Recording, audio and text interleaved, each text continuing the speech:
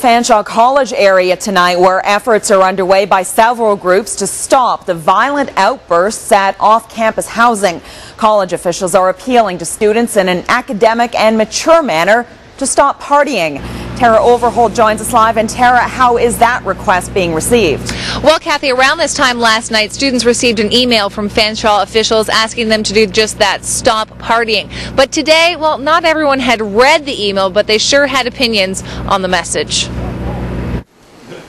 First-year Fanshawe student Dean Kelly and his roommates have a lot of tidying up to do before heading to class. How often do students party around here? Every night.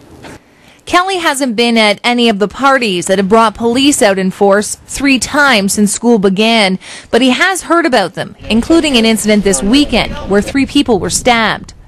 You know, definitely all that violence, and, you know, it's got to stop, but partying?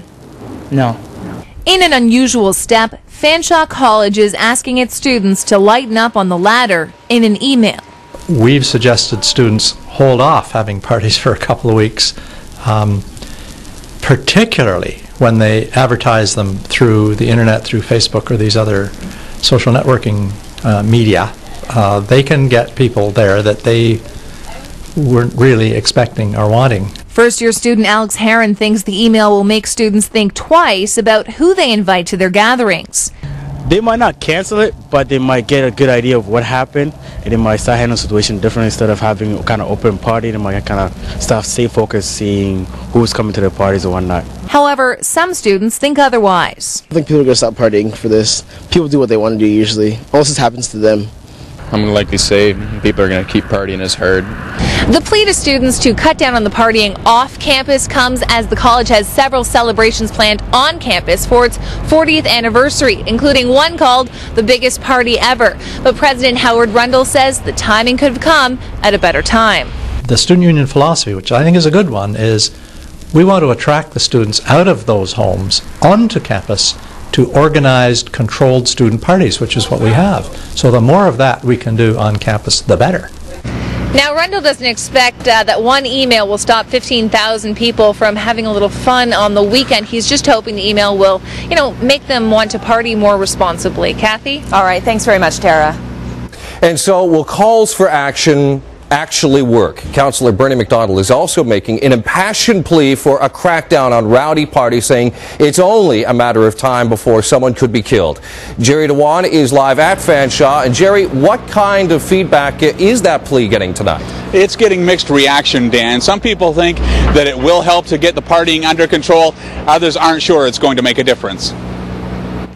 Police say it's a world apart from the rest. The enclave around Fleming Drive is mostly students in their late teens or early 20s, and they operate with their own culture and their own set of rules. Bernie McDonald says police foot patrols and a satellite police station would help get the situation under control. Well, when you start to have injuries and near fatalities and that, I guess people start to wake up and really smell the roses and start realizing what could really happen in this area. But some residents aren't buying it. When they had a party right across the road here one year, there was about at least 1,500 students over there. The police showed up. The air was black with beer bottles. That's how much the students have respect for the police. Acting Police Chief Brad Duncan says the police will be out in force again this weekend, but he says a satellite station may not be an option. We have to look at a different model, and we're more inclined to look at staffing it as required, putting increased resources to the area on certain times of the week.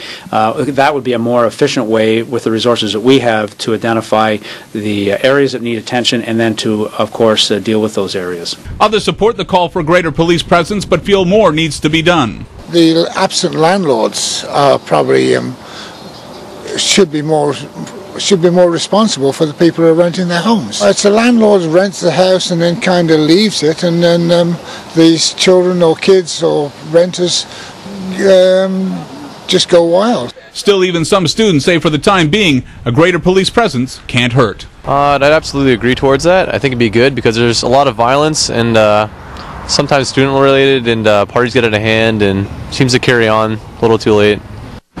Now, we talked to Bernie McDonald just a short time ago, and he says, in fact, the owner of the property where this latest episode of violence took place has actually offered up space, offered up a unit in his complex to allow the police to come in and set up shop there.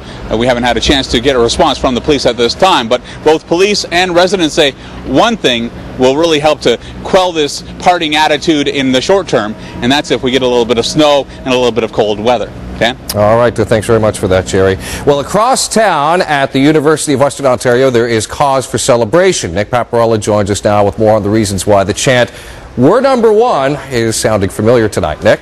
Well, that's right, Dan. For the 6th year in a row, Western has come out on top as Canada's best university. It's a typical October day on campus. Basically pretty stressed out right now. It's midterm time. If you're a student, you may not notice any difference. But in the office of Western's president, the mood is upbeat. Well, it's a good day for Western. Paul Davenport is not surprised that for the 6th year in a row, this Globe and Mail University report card has ranked Western number one. Western is the one university that has managed to combine student engagement with research.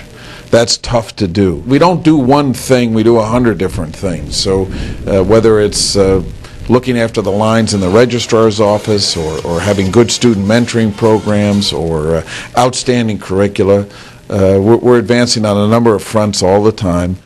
Western got straight A's for things like campus atmosphere, quality of education, buildings and facilities, libraries, quality of teaching, and student services. University Students' Council President Tom Stevenson isn't surprised by the ranking, saying that they work hard at making sure that everyone is involved in campus life. We've always managed to be able to provide that student experience through the diverse range of opportunities that we provide, and we build that sense of community and sense of innovation and culture. And when it comes to most satisfied students, Western got another A. Western is just one big community in itself, and they offer so much to the 30,000 students that attend here. Our faculties are pretty fantastic.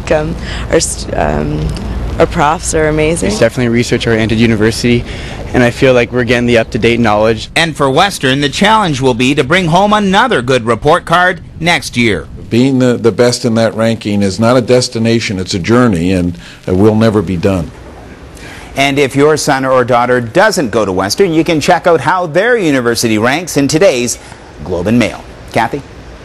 All right, thanks very much, Nick. A young man is dead after a single vehicle crash near Forest this morning. It happened just before noon.